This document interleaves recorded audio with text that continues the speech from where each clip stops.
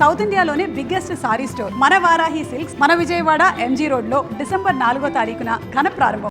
ఇప్పుడంటే అర్జున్ రెడ్డి లాంటి సినిమాలు చూసి హీరో యాటిట్యూడ్కి కొత్త డెఫినేషన్ వచ్చింది అనుకుంటున్నాం. కానీ 30 ఏళ్ల క్రితమే అలాంటి క్యారెక్టరైజేషన్ టాలీవుడ్లో ఉన్నాయంటే ఆశ్చర్యం కలుగుతోంది. స్వచ్ఛమైన ప్రేమకు అవి ప్రతీకగా నిలిచాయంటే నమ్మశక్యం కాదేమో. కానీ ఇది అక్షరాల నిజం. అది తెలియాలంటే 3 దశాబ్దాల వెనక్కి వెళ్ళిపోవాలి. విలక్షణ దర్శకుడుగా సితారా, అన్వేషణ, లేడీస్ టైలర్ లాంటి విభిన్న కథాంశాలు కలిగిన చిత్రాలతో ప్రేక్షకుల మెప్పు పొందిన వంశీ ఒక భగ్న ప్రేమికుడి కథని తెరకెక్కించాలని ఎప్పటినుంచో అనుకున్నారు. నిజ జీవితంలో అలాంటి వ్యక్తి ఉన్నాడని స్నేహితుల ద్వారా తెలుసుకున్న వంశీ మరింత లోతుగా వెళ్ళి వివరాలు సేకరించే పనిలో పడ్డాడు.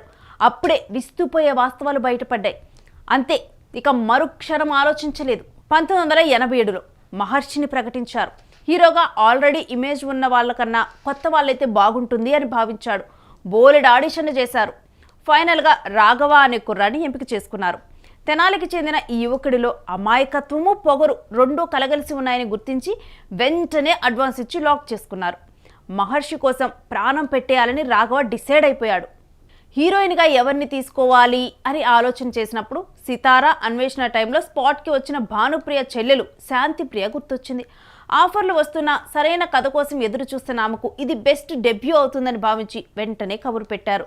వంశీ ద్వారా పరిచయం కావటం కన్నా అదృష్టం మరొకటి ఉంటుందా అక్క అని చెప్పడంతో శాంతిప్రియ వెంటనే సంతకం చేసేసింది. ఇక అప్పటికే నటనలో శిక్షణ పొందటం కూడా ప్లస్ అయింది. సంగీతం ఇళయరాజా అందించారు. దీంట్లో చాలా టఫ్ సిచ్యువేషన్స్ ఇచ్చారు వంశీ.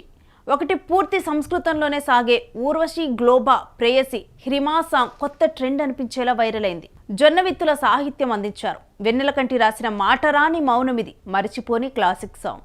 ఇక ప్రతి లైను చివరి పదాన్ని తీసుకొని కొత్త లైన్ రాయటం అనే ముక్త పదగ్రస్తం ప్రయోగాన్ని ఇందులో అద్భుతంగా వాడుకున్నారు. సాహసం నా పదం, పోరులో జీవితం, సుమం ప్రతి సుమం సుమం, ఇలా కోనలో కొత్త నాగమల్లి పాటలు ఆడియో క్యాసెట్లు ఎల్బీ రికార్డుల్లో మోగిపోయాయి. ఇక కథ విషయానికి వచ్చేద్దాం. డబ్బున్న పొగురుతో మిడిసిపడే మహర్షిది ఏదీ లెక్క చేయని మనస్తత్వం ఇందులో. సుచిత్రని చూడగానే ఇష్టపడి ప్రేమించమని వెంటపడతాడు. ఆమె ఇతను పోరు పడలేక చిన్ననాటి స్నేహితుడు పోలీస్ ఆఫీసర్ తిలక్ని పెళ్లి చేసుకుంటుంది. దీంతో మహర్షి పిచ్చివాడవుతాడు. వెంటపడి వేధిస్తే మెంటల్ హాస్పిటల్లో జాయిన్ చేయాల్సి వస్తుంది. సుచిత్ర గర్భవతి అయ్యాక కూడా మహర్షి మారడు. ఇదంతా శృతి మించిపోయి సుచిత్ర బిడ్డను చూశాక మహర్షి కన్నుమూయటంతో కథ విషాదంగా ముగుస్తుంది. 1987 డిసెంబర్ 31న విడుదలైన మహర్షి అంచనాలు అందుకోలేకపోయింది. అప్పటి కమర్షియల్ సూత్రాలకి భిన్నంగా హీరో చాలాసేపు నెగిటివ్ షేడ్స్లో కనిపించడం, పెళ్ళైన హీరో వెంట ప్రేమ అంటూ కూడా పడటం కూడా జనాలకు అంతగా నచ్చలేదు. పరాజయము తప్పలేదు. లేడీస్ టైలర్ సితారా తీసిన వంశీ నుంచి ఇంత వైలెంట్ లవ్ స్టోరీ ఆశించని అభిమానులు తీవ్రంగా నిరాశ చెందారు. ఫలితం డిజాస్టర్. మహర్షికి అర్జున్ రెడ్డికి కొన్ని పోలికలు స్పష్టంగా గమనించవచ్చు. ప్రియురాలు పట్ల ఓవర్ అగ్రెసివ్ లవ్ అనేది రాఘవ, విజయ్ దేవరకొండలో ఒకేలా కనిపిస్తుంది. మహర్షిలో ఫ్రెండ్గా అద్భుతంగా నటించిన సిఎల్వి నరసింహారావు తరహాలోనే అర్జున్ రెడ్డిలో రాహుల్ రామకృష్ణ క్యారెక్టర్ ఉంటుంది. ఇద్దరి హీరోల్లో మితిమీరిన ప్రవర్తన కామన్గా కనెక్ట్ అయ్యే పాయింట్. కాకపోతే ఆ రోజుల్లో హీరోని కమర్షియల్ కోణంలోనే చూసేవాళ్ళు కాబట్టి ప్రయోగాత్మకంగా వచ్చిన మహర్షి వాళ్ళ కంటికి ఆనలేదు. తనికెళ్ల భరణి సంభాషణలు హృదయంగా సాగాయి. అయితే అప్పుడు ఫ్లాప్ అయిన మహర్షి తరువాత కాలంలో కూడా క్లాసిక్ స్టేటస్ను దక్కించుకుంది. రాఘవకు సినిమా పేరే ఇంటి పేరుగా మార్చే పాపులారిటీ వచ్చింది.